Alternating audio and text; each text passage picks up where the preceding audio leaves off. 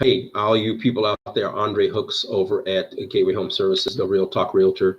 Just another video I want to put out about something that seems to be a trend right now in the marketplace.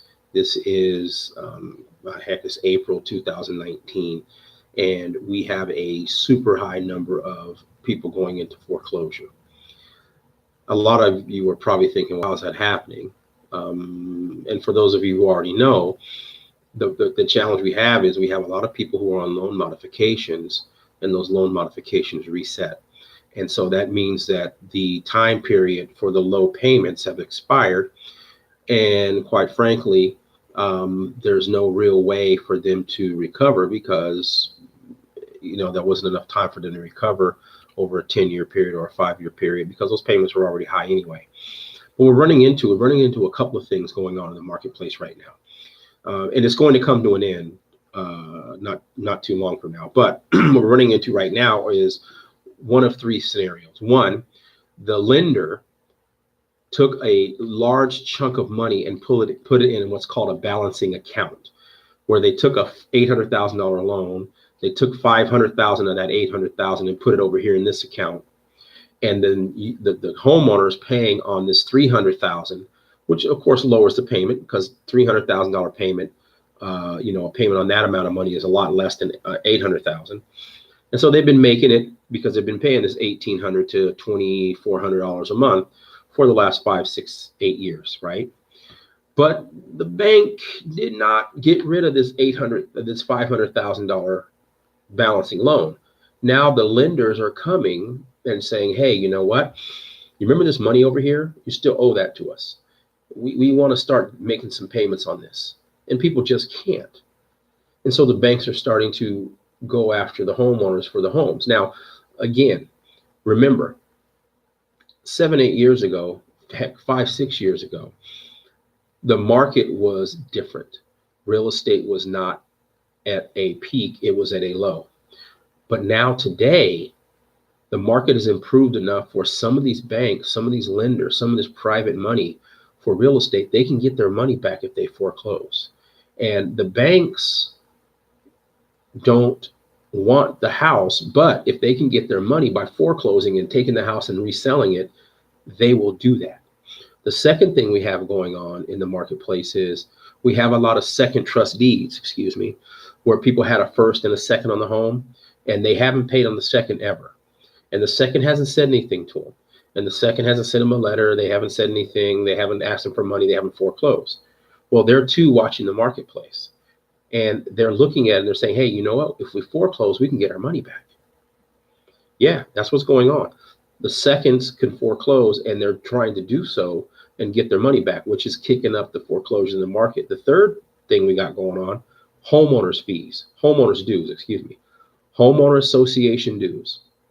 Now, listen, I got a customer right now I'm working with right now that got advice from a friend of theirs who told them that you don't have to pay your homeowners dues. If money gets tight, just stop paying your HOA dues. The homeowners can't take your place. That is a myth, folks.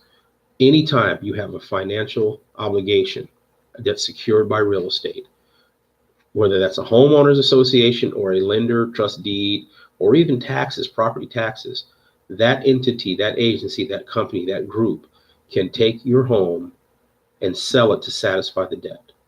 So now we have homeowners associations that haven't been paid in 2 or 3 years, where people amass a certain amount of money, and you have to owe them a certain amount of money. They can't foreclose on you for $400, right? But this particular customer has amassed a $9,000 unpaid homeowners fees, which now with penalties and everything else, and they still haven't paid, it's going to be like $12,000 to pay this off, to get it out of foreclosure. So those are the things that are happening that are contributing to the foreclosure market. The value of real estate has gone up. So that means people who have lent money on those pieces of property, they see an opportunity to get their money back.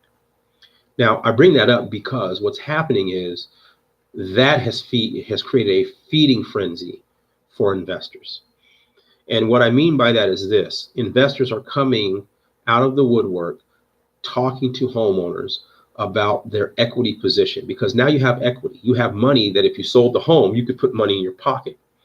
And these investors are now coming to homeowners and saying, hey, you know what? I see you have this foreclosure. Hey, I see that you have this notice of default where you're behind in payments. Listen, you know, I want to help you out. I want to buy your home for cash. Now, folks, I'm here to tell you, I'm in the real estate business too. I've invested in some real estate. I've flipped some properties with a couple of partners before. I know the game. But again, I'm about real talk.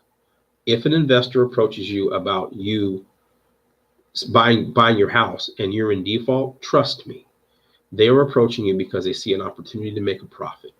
Investors don't put money into anything. That's why they're called investors, right? They don't put money into anything where there's no profit.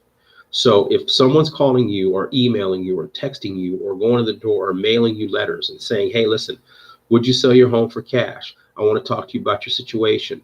They see an opportunity to make money, and that money that they're going to make is your equity in your home. You could sell the home and put that money in your pocket, most of it, after you have cost to sell and all that. Now, listen, not to say that those investors don't serve a purpose. If you're in a situation where you need quick cash, that might be the way to go. But most people are not in a situation like that. They're actually in a situation where they could go on the open market and sell their home for the highest and best cost and put a pretty penny in their pocket. I mean, listen, there's no sense in going down with the ship, people. This is not the Titanic where the captain goes in the wheelhouse, closes the door, and goes down with the ship. If you are facing a situation like that and you can get out and take the money and live, then do it. Don't let the bank take your home, folks. Now, here's the other part of that. If you are in that situation and the bank has foreclosed on your home and there was equity at the time, there's a way to get you that equity back after the fact. You have a small window of time to do that. And we do work with a group of people, a group of attorneys that can help you do that for a very small amount of money. They can help you recover that money from the bank. I mean, banks are a pain in the butt. We all know that. But if you have someone helping you get back 30 or 40 grand or 50 grand or even 10,000 bucks after you've lost your home to foreclosure, that could help. So let us know what we can do. You can always contact us at I'll put some contact information in the link below, somewhere in here. Call us, email us, text us. Numbers 951-599-8255. Hey, listen, we're on Facebook. We're on Instagram. Just look up the Real Talk Realtor. We'll be on Snapchat soon. We're always here to talk to you and give you real talk, no BS, no fluff, no craziness. And look, listen, we want to help you. And if you do business with us, great. And if you don't, that's okay. We want to be a resource for you and your family and your friends. Okay, so reach out to us. Let us know what we can do for you. All right. Talk to you real soon. Bye-bye.